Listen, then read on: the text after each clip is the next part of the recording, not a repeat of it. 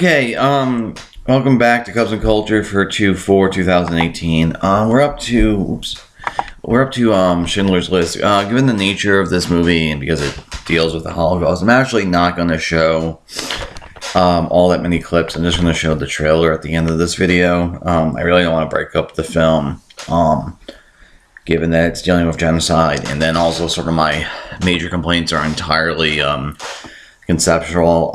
It won 7 Oscars back in '93. Picture, director, screenplay, editing, cinematography, some other stuff. It tells the story of Oscar Schindler, who is a German capitalist, war profiteer who, because of the times he found himself in, became a moral man and saved 1,100 people or so.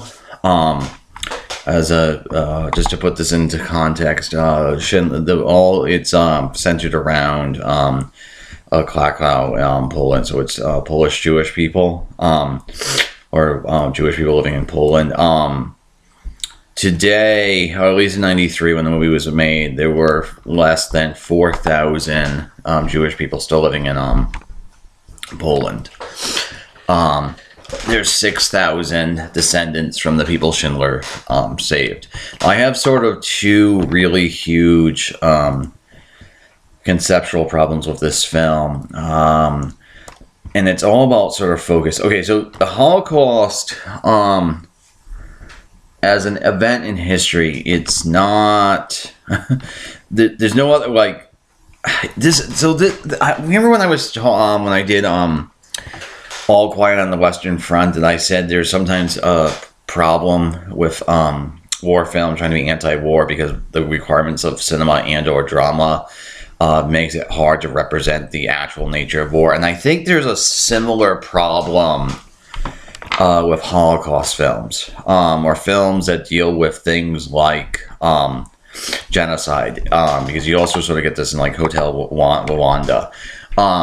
That because of the nature of drama or because of cinema, it's really hard because we don't like the story of the Holocaust. The most common story is if you were Jewish in Eastern Europe, or in Germany or in France, you died at some point. You were shot, you were gassed, you were starved to death, whatever. At some point, you died. But the nature of stories, though, especially if you're trying to do like the entire period in history of the Holocaust, you need someone to survive. So you follow along sort of the same thing because stories kind of require us to have a discrete set of characters, and so Schindler's List, the story, and then there's nothing wrong with telling the story of Oscar Schindler in the sense of him saving a whole bunch of people. The problem with it is the movie, by focusing on that story, the movie sort of unable to fully grapple with the nature of the Holocaust because the Holocaust is such a horrific event. And it's just 6 million or so Jewish people got murdered, and then there's an additional 6 million of other groups like LGBT folks, Romani, people with disabilities. So but setting that to the side, but the movie doesn't seem capable of fully grappling with that. So we'd rather focus on something which is, I think, fundamentally misleading if it's the focus, because most people did not survive the Holocaust in terms of you were Jewish or one of the groups targeted by the Nazi regime. And by focusing on the Schindler story, it becomes fundamentally misleading. And on top of that, there's several places where this movie doesn't deal with what actually happened in the Holocaust directly. It keeps doing it through. It's done well and it's done masterfully, but it sort of does it in sort of implication or off to the side. So you don't see a group of people get murdered. You see a pile of shoes, etc. And probably the place where the movie most struggles with this is the sequence towards the end where because it's two men and women were separated, the women ended up going. I have no idea if this is true. It feels like a dramatic license thing. Well, anyway, the women end up in Auschwitz, and they go into the showers. And in this situation, it's totally a moment where you think they're going to be gassed immediately because most people were in that situation.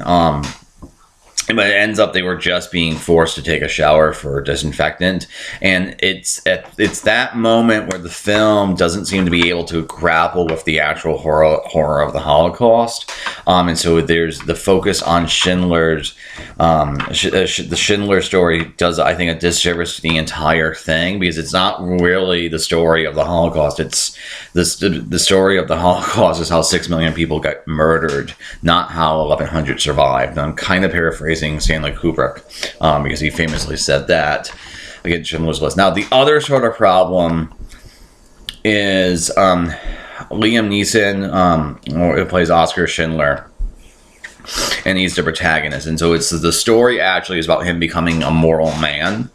And that famous sequence with the little girl in the red coat where the ghetto is being liquidized, i.e. mass murder, that's the moment where he sees Jewish people as fully human for the first time, or human beings, or the humanity of Jewish people, however you want to say it. And then at that point he changes and he becomes a moral man, and then he tries to save people. So that's the story. The problem with that requires him to be the protagonist. So it's supposed to be, again, it feels like the movie isn't fully grappling with the actual horrors of the Holocaust. And so I don't think Oscar Schindler should have been I don't think Schindler's, I feel like the story of Schindler should be a subplot 97 in a movie about the Holocaust. But if you're going to focus on it more, I don't think Oscar Schindler should be the protagonist. I think it should be Stern, who's played wonderfully by Ben Kingsley, as the focal point, or the exclusive focal point, given that Stern is Jewish and he's the one who really initially starts saving people by getting them to work at Schindler's plant before he changes. And so it feels wrong and sort of myopic. And then the other thing about this, let me actually bring up the trailer now, is the movie shot in black and white, and it's only the famous sequence of the little girl running around in red, and that choice of shooting the movie in black and white on everything like that, it doesn't seem to fully work for me. And it seems another way in which the movie doesn't seem able to fully grapple with the horrors of the Holocaust. And it seems to, in this case, because it wasn't a conscious choice, well, it was a conscious choice to shoot in black and white, even though color was standard, to sort of drain the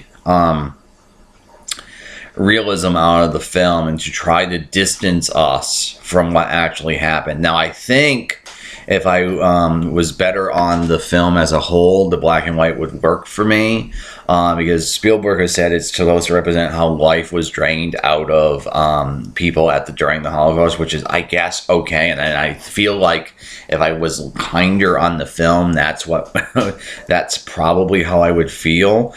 But in the context of my problems with this story, with this movie, it feels just like another way of distancing the actual horrors from the Holocaust. And it's not like it, and again, it's something of a statistical problem, and I don't think, I mean, a lot of Holocaust films seem to have this problem, because you want to, as a story or as a drama, you want to focus.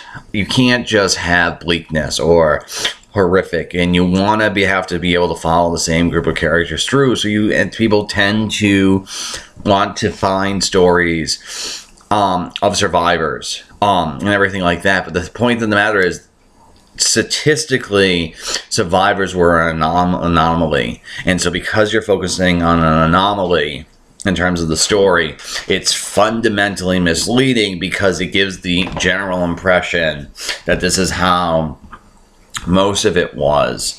The other sort of thing, Ralph Fiennes plays the Commandant, and it's somewhat of the other thing is this particular guy, this particular Nazi was absolutely a horrific man. And again, it's Ralph Fiennes, because they actually worked with people who were in the concentration camps and work camps, to see how performance and historical reference. Ralph Fiennes was so accurate that some of the actual Holocaust survivors could not be around him, because he reminded them too much of the actual Nazi. But the problem with that is it's sort of a statistical thing, where he's accurate, and it's not misleading for that one guy to be as awful as he is, because like he randomly kills people throughout most of the movie. He's shown as a rapist and a whole bunch of other things.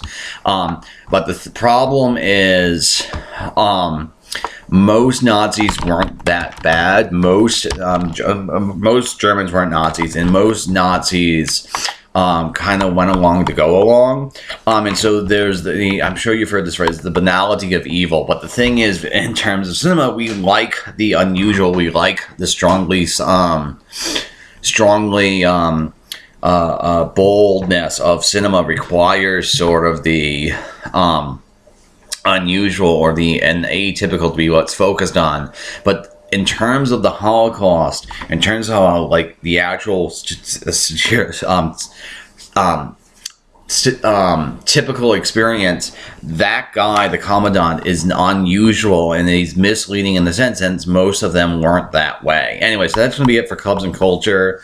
I apologize if this was just sort of stepping over some very sensitive material. Hopefully people are understanding. Anyway, so that's going to be it. See you guys later. Have a good day.